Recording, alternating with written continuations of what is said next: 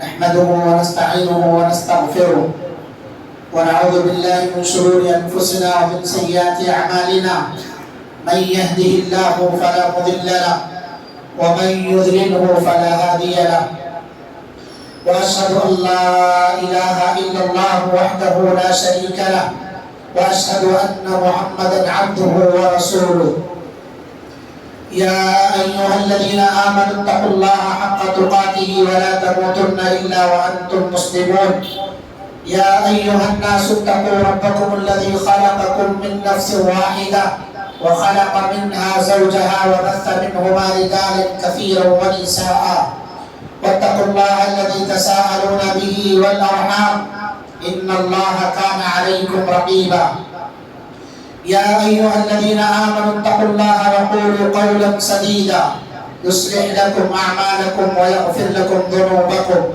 ومن يطع الله ورسوله فقد فاز فوزا عظيما أما بعد فإن خير الحديث كتاب الله وخير الهدي هدي محمد صلى الله عليه وسلم وشر الأمور محدثاتها وكل محدثة بدعة وكل بدعة ضلالة وكل ضلالة في النار.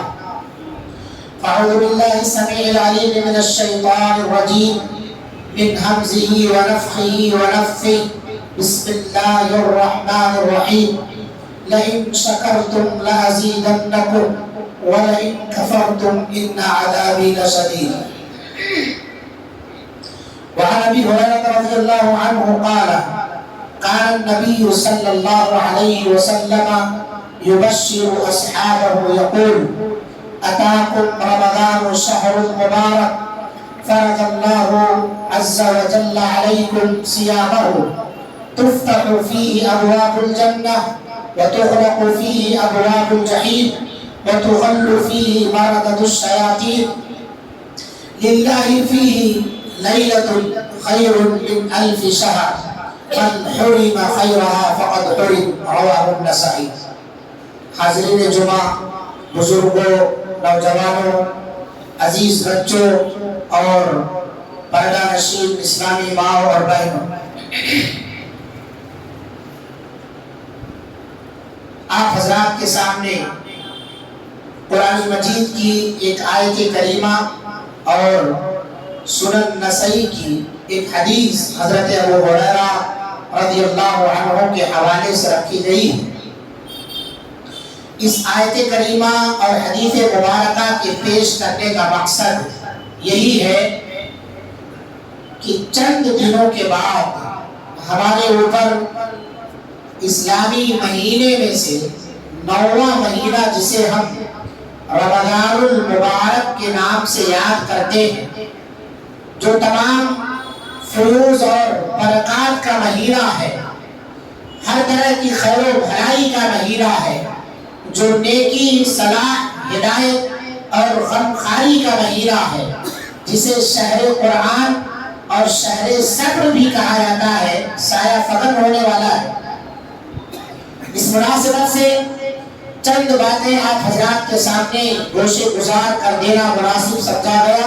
اللہ سے دعا ہے اللہ رب العالمین ہمیں یہ باتیں سننے، بغور سننے اور اس پر مکمل طور سے عمل کرنے کی توفیق عطا فرمائے۔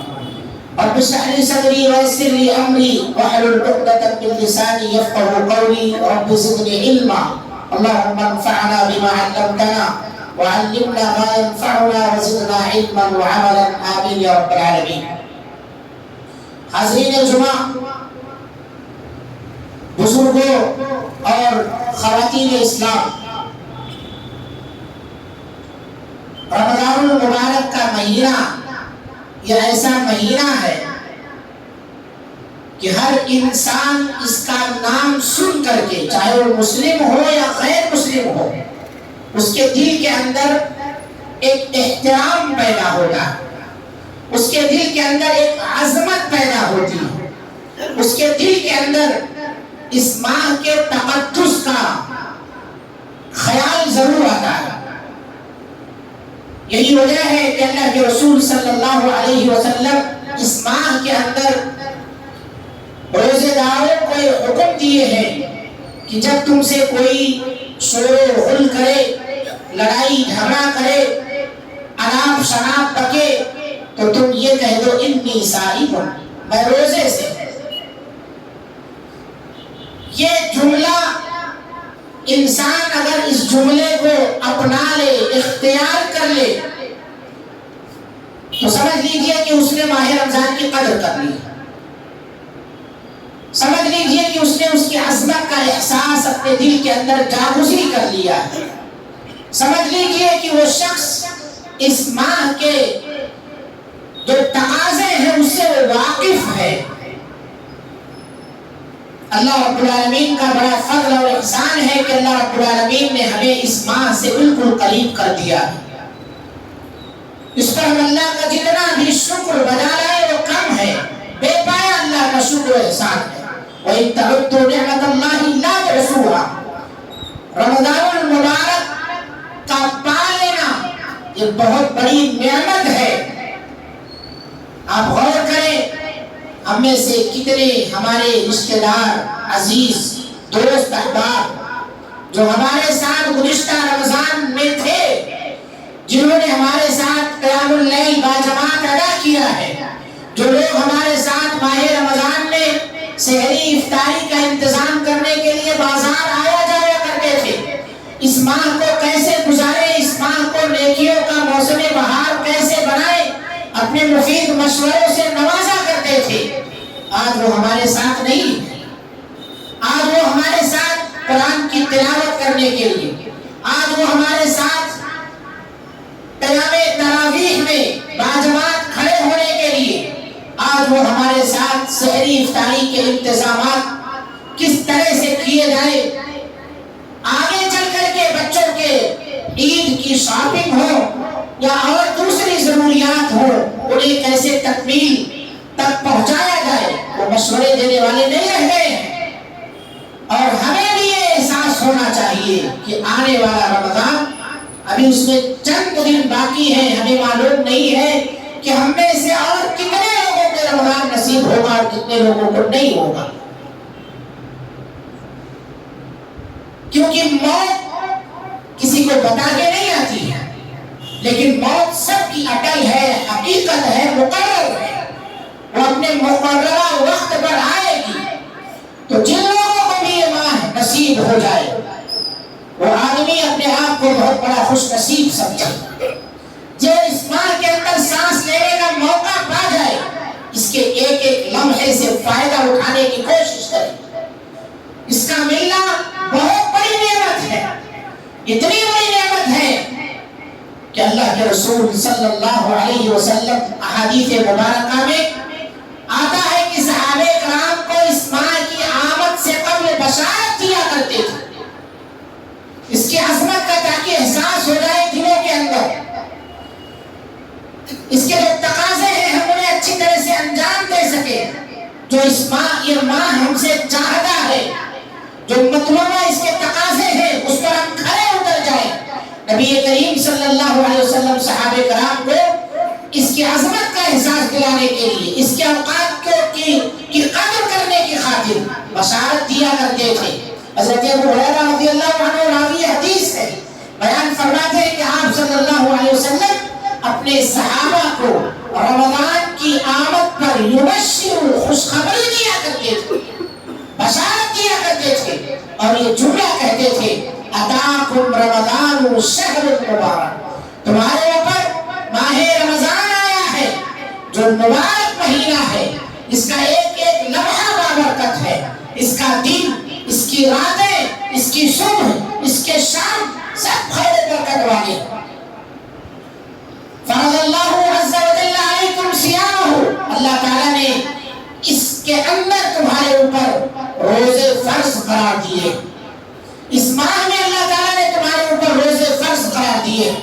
اور روزوں کے تعلق سے اللہ کے رسول صلی اللہ علیہ وسلم نے فرمایا من قام رمضان ایمانا واحتسابا غفر له ما تقدم من ذنبه، جو آدمی ماہ رمضان کو پالے اور اس کے دن کا روزہ رکھے، ہمارے یہاں روزہ رکھنے کا مقصد بالکل فرق، ہم صرف دن میں بھوکا رہنا جانتے ہیں، باقی ساری جو ہماری بری عادتیں ہیں روزہ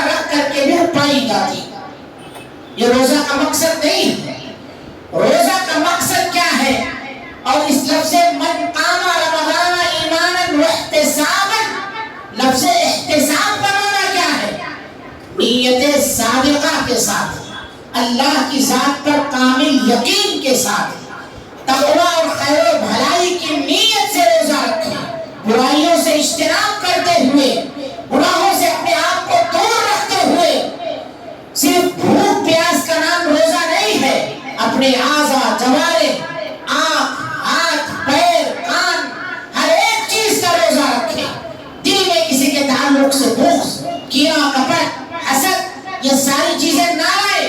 ہر ایک کے لیے ہمدردی، خیر خواہی اور اسی طرح سے ایثار اور قربانی کا جذبہ رکھیں۔ ایک دوسرے کے لیے تعاون علی البر والتقوی کے مصداق بن جائیں ہم۔ نیکیوں کا جو موسم ہے اس میں ساتھ ہم نیکیوں کو انجام دینے والے بن جائیں۔ کسی بھی طرح سے ہمارے ہاتھ سے، ہمارے پاؤں سے، ہماری زبان سے، آنکھ سے، کان سے کوئی بھی برائی نہ سرزد ہو، نہ دیکھیں اور نہ ہی سنیں۔ یہ ہے روزہ، جس کے معنی ہے رک جانا، کھانے پینے دیگر فحش کاموں سے اپنے آپ کو بچا لینے کا نام روزہ۔ جو بھی بری عادتیں ہیں، تمام بری عادتوں سے اپنے آپ کو روک لیا جائے، اور یہی مقصد ہے روزہ کا، لعلکم تتقون۔ جب ہم برائیوں سے اپنے آپ کو بچا لیں گے، جب ہم نیکی کے کاموں کے خوگر ہو جائیں گے، تو سمجھ لیجئے کہ ہم متقی بن گئے۔ تو اللہ کے رسول صلی اللہ علیہ وسلم صحابہ کرام کو بشارت دیتے تھے اس مہینے کی، لہذا آپ کے لیے بھی بشارت ہے، آپ کے لیے بھی خوشخبری ہے کہ تمہارے اوپر چند دنوں کے بعد ماہ مبارک سایہ فگن ہونے والا ہے، لہذا اس کے جو تقاضے ہیں ان تقاضوں پر کھڑے اترنے کی کوشش کرو۔ اس کے جو تقاضے ہیں ان تقاضوں کو پورا کرنے کے لیے مکمل طور سے آج سے تیاری کریں، اپنی ذہن سازی کریں، اپنے آپ کو ذہنی طور پر تیار کریں، جسمانی طور پر تیار کریں کہ یہ مہینہ سال میں ایک مرتبہ آتا ہے، سال میں ایک مرتبہ آتا ہے۔ ابھی میں نے احساس دلایا آپ کو، کتنے ایسے لوگ ہیں جو گزشتہ سال تھے، اس سال اب تک ہمارے ساتھ نہیں ہے، اور آگے جو چند دن باقی ہے اس میں بھی نہیں پتا ہے کون ہمارے ساتھ رمضان میں رہے گا یا ہم ان کے ساتھ رہیں گے، نہیں معلوم ہے میرے بھائی۔ اس لیے اس مہینے کو اگر آپ پا لیتے ہیں تو اپنے آپ کو خوش نصیب سمجھیے، خوش نصیب سمجھیے۔ تو اللہ کے رسول صلی اللہ علیہ وسلم صحابہ کرام رضوان اللہ علیہم اجمعین کے درمیان اس ماہ مبارک کی عظمت کا احساس دلاتے، انہیں خوشخبری بھی دیتے تھے آپ صلی اللہ علیہ وسلم۔ یہ مہینہ جب سایہ فگن ہوتا ہے تو آپ دیکھتے ہیں ہر طرف اس کی تیاریاں شروع ہوتی ہیں، گھر کا چھوٹا ہو، بڑا ہو، یا اسی طرح سے جو دیندار گھرانے ہیں، تمام دیندار گھرانوں میں ہلچل مچی رہتی ہے کہ رمضان آنے والا ہے، رمضان آنے والا ہے۔ یعنی اس کا استقبال آدمی بالکل اسی طرح سے کرتا ہے جس طرح سے کسی خاص مہمان کا استقبال کرتا ہے، اور اگر مہمان کے آنے کے بعد آپ استقبال کریں تو یہ مہمان کی توہین سمجھی جاتی ہے۔ جب مہمان خاص ہوتا ہے، پہلے سے ہی اس کی آمد کا پتہ ہوتا ہے، تو میزبان اس کے لیے پہلے سے تیاری کرتا ہے، پہلے سے ہی گھروں کی صفائی کرتا ہے، پہلے سے ہی کھانے پکانے کے شیڈول تیار کر لیتا ہے۔ جب یہ مہینہ ہمارے لیے ایک مہمان بن کر کے آ رہا ہے، چند دنوں تک رہے گا، اس کے بعد پھر ہم سے جدا ہو جائے گا، پھر ہم سے بدائی لے گا، تو ہمیں بھی چاہیے کہ ایسے مہمان کی، آنے والے مہمان کی قدر کریں۔ ہم میں کا ہر شخص جو روزہ رکھنے کے قابل ہے، صحت مند ہے، مسلمان ہے، عاقل اور بالغ ہے، ایسا ہر شخص اپنے آپ کو تیار کرے کہ ہاں مجھے روزہ رکھنا ہے۔ چھوٹے چھوٹے بہانے بنا کر بہت سارے لوگ روزہ ترک کرتے ہیں، جنہیں حدیث میں روزہ خور کہا گیا۔ جو لوگ روزہ خوری کرتے ہیں، اس ماہ کو پا کر کے اس کی قدر نہیں کرتے ہیں، بھوک پیاس اور دیگر برائیوں سے اپنے آپ کو نہیں بچاتے ہیں، ایسے تمام کے تمام لوگوں کا انجام اللہ رب العالمین نے بیان فرمایا، اللہ کے رسول نے حدیث کے اندر بیان فرمایا ہے کہ ایسے لوگ جہنم پکار کر رہے ہوں گے اور انہیں الٹا لٹکایا گیا ہوگا، الٹا لٹکا کر کے انہیں عذاب دیا جائے گا۔ تو ایسی صفات سے اپنے آپ کو بچائیے، بغیر عذر شرعی کے آپ روزہ ترک نہ کریں۔ اور عذر شرعی کیا ہے؟ اللہ رب العالمین نے قرآن مجید کے اندر ارشاد فرمایا فمن شہد منکم الشہر فلیصم، تم میں سے جو شخص اس ماہ مبارک کو پالے اس کا پہلا کام یہ ہے کہ وہ روزہ رکھے، روزہ رکھے۔ فمن کان منکم مریضا او علی سفر فعدۃ من ایام اخر، جو آدمی بیمار ہو، اب ہر شخص اپنی بیماری کے بارے میں سمجھ سکتا ہے کہ کیا میں روزہ رکھنے کے قابل ہوں یا نہیں، اور بیماریوں میں بعض خواتین بھی آتی ہیں ان کے پاس عذر شرعی ہوتا ہے، ایسے ایام میں وہ روزے کو ترک کر سکتی ہے، ان کے لیے پھر دوبارہ روزوں کی قضا ہے مگر نمازوں کی قضا نہیں ہے، نمازوں سے رخصت ہے، بعد میں روزے پورا کرے۔ یا اسی طرح سے کوئی آدمی مسافر ہو، سفر کی حالت میں روزہ نہ رکھے، اس کے لیے اللہ تعالیٰ نے فرمایا فعدۃ من ایام اخر، ماہ رمضان جب ختم ہو جائے تو اس کے بعد دوسرے دنوں میں ان روزوں کو پورا کرنا۔ ایسا مریض ہے کہ اسے مرض سے افاقے کی امید ہے، اس کی حالت بہتر ہو سکتی ہے تو وہ قضا کرے، نہیں ہے امید تو پھر مسکین کو فدیہ دے، اسے کھانا کھلائے، صبح و شام سحری کا اور افطاری کا اس کے لیے انتظام کرے مہینہ بھر کے لیے۔ تو اللہ رب العالمین نے قرآن مجید کے اندر سب سے پہلا جو تقاضا بیان فرمایا ہے اس ماہ کو پانے کے بعد، جو عمل ہمیں بتایا ہے وہ یہ ہے کہ ہم اس ماہ کو جب پالیں تو روزہ رکھیں۔ صحابہ کرام رضوان اللہ علیہ مجمعین اس ماہ کے کس قدر عزت کیا کرتے تھے اور اس کا احترام کیا کرتے تھے۔ اللہ کے رسول صلی اللہ علیہ وسلم کہ یہ صحابہ نفلی روزوں میں بھی اپنے چھوٹے چھوٹے بچوں کو روزے کا عادی بناتے تھے، وہ چاہے عاشورہ کا روزہ ہو اور چاہے محرم عرفہ کا روزہ ہو یا دیگر نفلی روزے ہو، اگر بچے شام تک بھوکے ہو جاتے تو مائیں انہیں کھلونے وغیرہ دے کر کے بہلا لیا کرتی تھی کہ ابھی تھوڑا وقت افطار میں باقی ہے، بیٹا اور تھوڑی دیر صبر کر لو۔ تو بچپن سے یہ عادت ڈالیے بچوں کے اندر، روزے کی اہمیت اور اس کی عظمت کا، اس ماہ کی عظمت کا احساس دلائیے۔ کیا ہے یہ روزہ؟ اس کی عظمت کا احساس دلائیے۔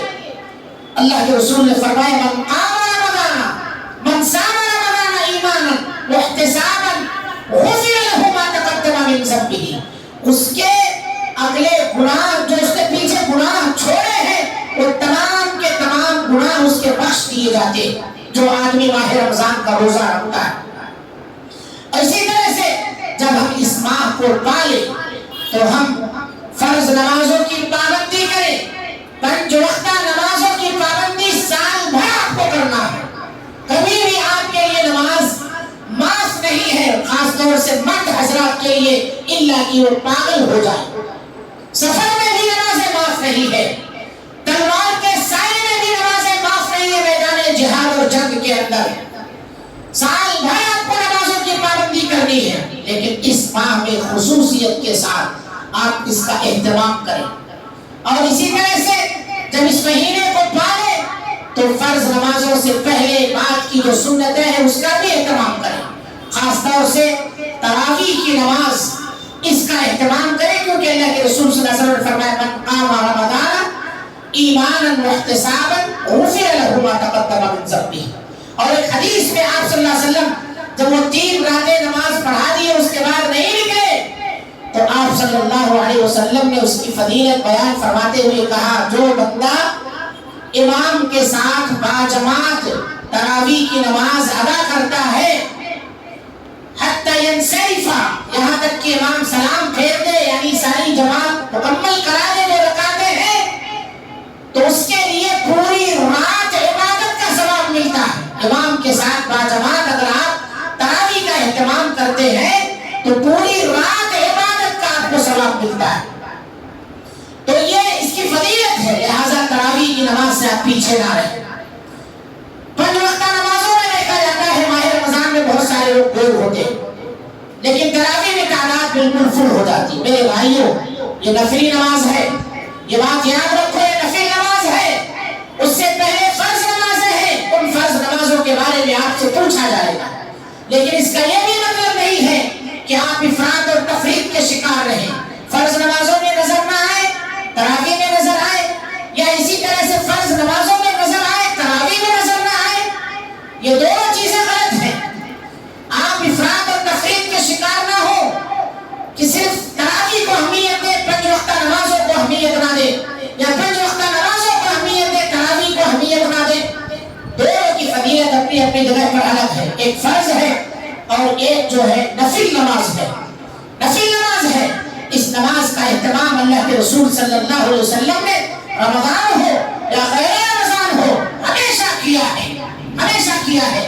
اب باجماعت نماز ادا ہو رہی ہے تو آپ اس کے اندر بھی شریک رہیں، مائیں بہنیں ہیں ان کے لیے بھی الحمدللہ مساجد اہل حدیث کے اندر انتظامات ہوتے ہیں، وہ بھی شوق کے ساتھ مساجد کو آئیں اور شوہروں سے ان کے درخواست ہے کہ نیکی کے کاموں میں اپنی بیویوں کے لیے معاون بنیے۔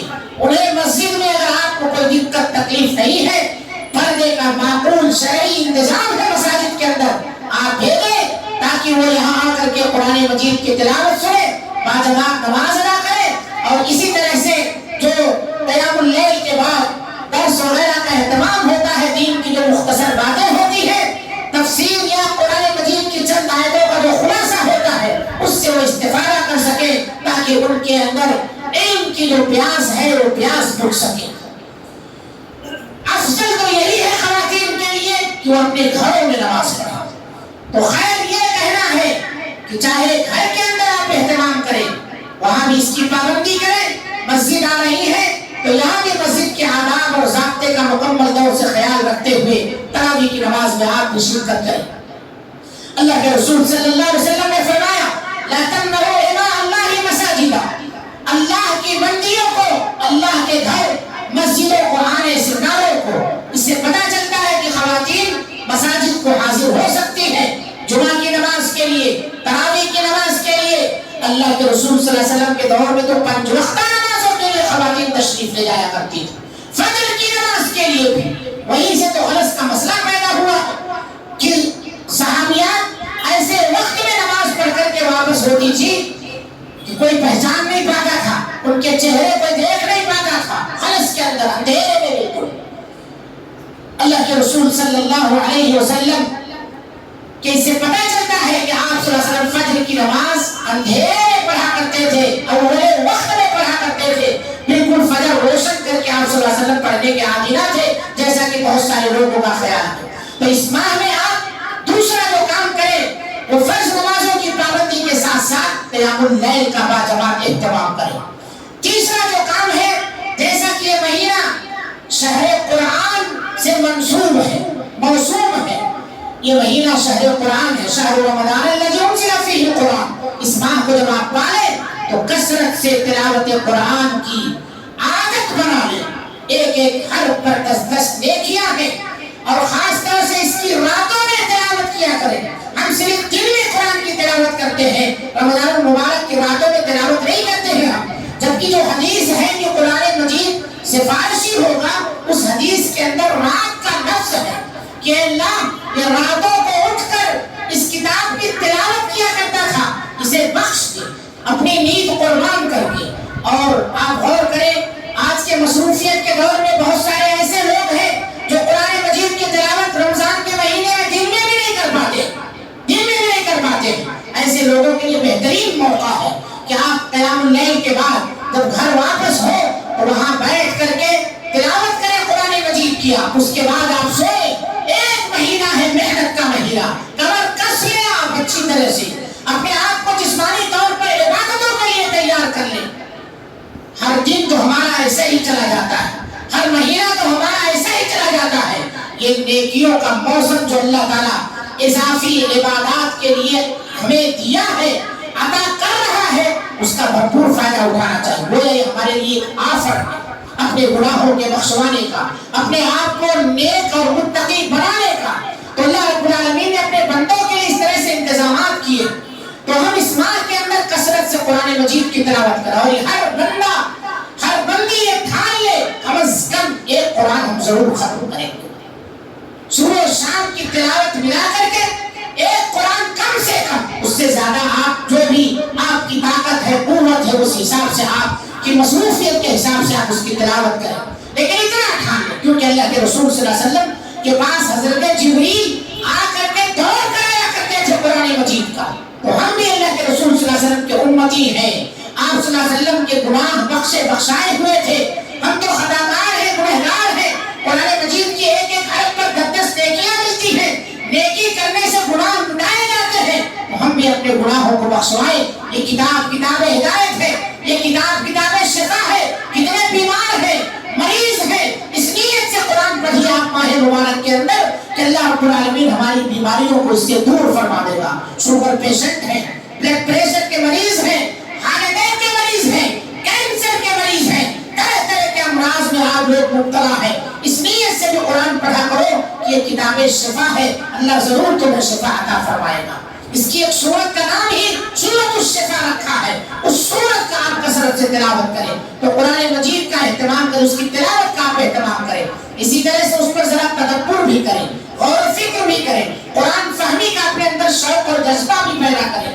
لہٰذا اس ماہ کے اندر جو مجالس منعقد کی جاتی ہے بعض مساجد کے اندر قرآن فہمی کی، قرآن کی آیتوں کے تفسیر کی، اس میں بھی آپ تھوڑا وقت دیجئے تاکہ آپ جو تلاوت کیے ہیں یا قیام اللیل میں جو تلاوت قرآن کی گئی ہے، کیا آپ نے سنا ہے، اس کا کیا معنی مطلب تھا، کیا تقاضے تھے ان آیات کے اندر، آپ اچھی طرح سے جب سمجھیں گے تو آپ کے اندر خضوع آئے گا، قرآن سے آپ کا رشتہ جڑے گا. اور اسی طرح سے اس ماہ کے اندر کثرت سے ذکر و استغفار کریں، توبہ کریں اللہ رب العالمین سے، دعا کا اہتمام کریں.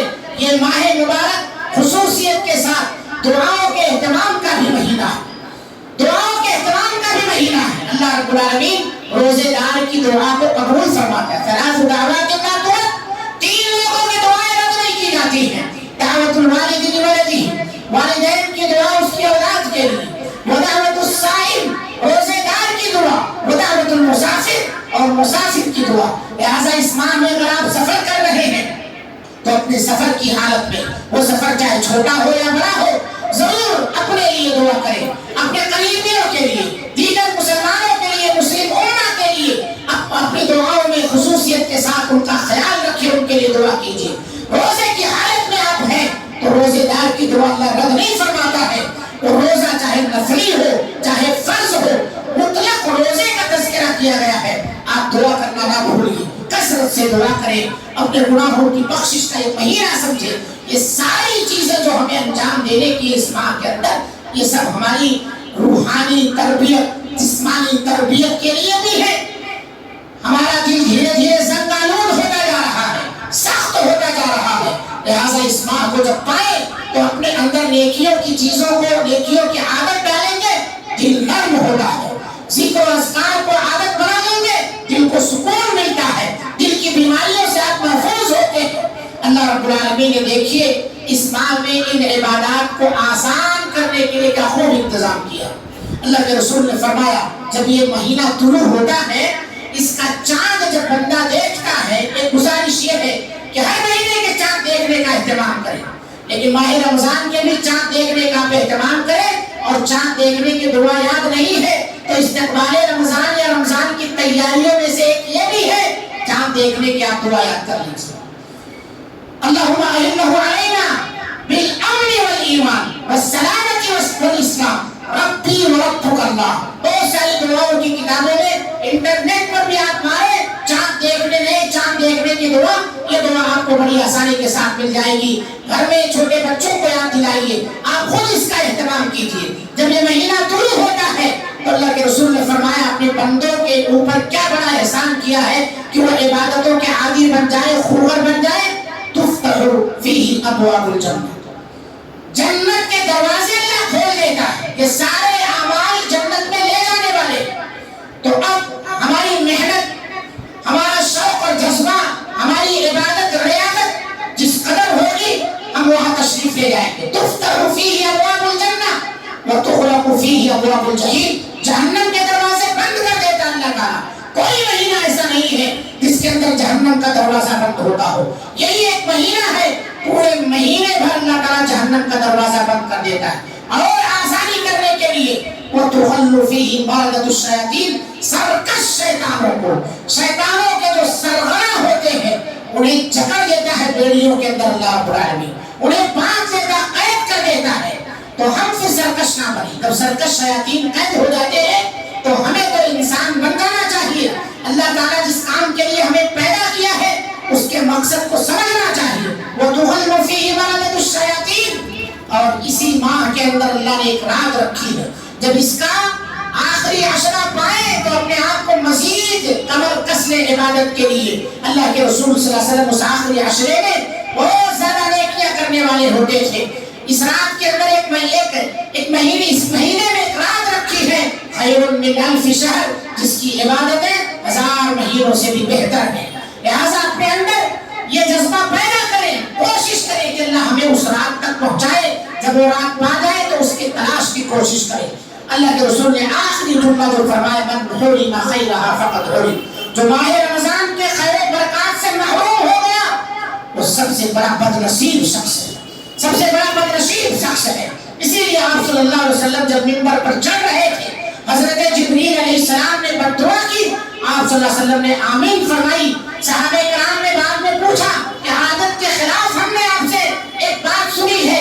آپ نے اس میں ایک جملہ بیان فرمایا اور کہا کہ جبریل آئے تھے، انہوں نے دعا یہ بھی کی تھی، بد دعا یہ بھی کی تھی کہ جو شخص ماہ رمضان کو پائے اور اپنے گناہوں کی مغفرت نہ کروائے اس پر اللہ کی لعنت ہو، اس پر اللہ کی لعنت ہو. تو میں نے اس پر آمین کہا ہے. لہٰذا ہم ان ملعون شخص میں رمضان کا مہینہ پا کر کے اس کو یوں ہی جانے دیں، اپنا نام نہ درج کروائیں بلکہ خوش نصیبوں کی فہرست میں لے جائیں. تو خلاصہ کلام یہی ہے کہ آنے والا مہینہ بڑا بابرکت ہے. اس کی عظمت کا احساس اپنے دل میں رکھیں اور اس کے لیے ذہنی طور پر اس میں کی جانے والی عبادات کے لیے اپنے آپ کو تیار رکھیں. اللہ سے دعا بھی کریں کہ اللہ ہم سب کو اس ماہ مبارک میں داخلہ عطا فرمائے. اور اسی طرح سے جب اس ماہ کو پالیں تو اس کے اندر جو اعمال بتائے گئے ہیں کرنے کے لیے خصوصیت کے ساتھ کریں. اور اس ماہ کو جب آپ پالیں تو جو غریب مسکین ہیں، فقراء مساکین ہیں، ان کے ساتھ خصوصی ہمدردی کریں. جو لوگ افطار کا انتظام نہیں کر سکتے ہیں ایسے لوگوں کے لیے آپ افطاری کرائیں، اس کی بھی فضیلت ہے. دیگر نیک کاموں میں آپ آگے بڑھ چڑھ کر کے حصہ لیں. صدقہ و خیرات کو اپنی عادت ڈال لیں. زکوٰۃ جو فرض ہے تو اس کو ادا ہی کرنا ہے، لیکن عام صدقات و خیرات کی عادت ڈالیں، کیونکہ الصدقۃ تطفئ غضب الرب، جو خاموشی کے ساتھ صدقہ کیا جاتا ہے پوشیدگی کے ساتھ کہ داہنے ہاتھ سے خرچ کرو، بائیں کو پتہ نہ چلے، وہ اللہ رب العالمین کے غصے کو ٹھنڈا کرتا ہے. اللہ رب العالمین سے دعا ہے مولا کریم ہم تمام لوگوں کو جو باتیں رمضان کی تیاری سے متعلق یا رمضان میں کیے جانے والے اعمال سے متعلق بیان کی گئی ہے اس پر ہمیں عمل کرنے کی توفیق عطا فرما. رب العالمین ہم تمام کو ماہ مبارک کی قدر کرنے کی توفیق عطا فرما، اس کے ایک ایک لمحے سے خصوصی فائدہ اٹھانے کی توفیق عطا فرما. اس ماہ کو ہمیں نیکیوں کا ماہ بنانے کی اللہ تعالیٰ توفیق عطا فرما. ہر طرح کے لغو، فحش اور اسی طرح سے فضول گفتگو اور وقت کو خراب کرنے والی جتنی بھی چیزیں ہیں تمام چیزوں سے اللہ رب العالمین ہم سب کی حفاظت فرما.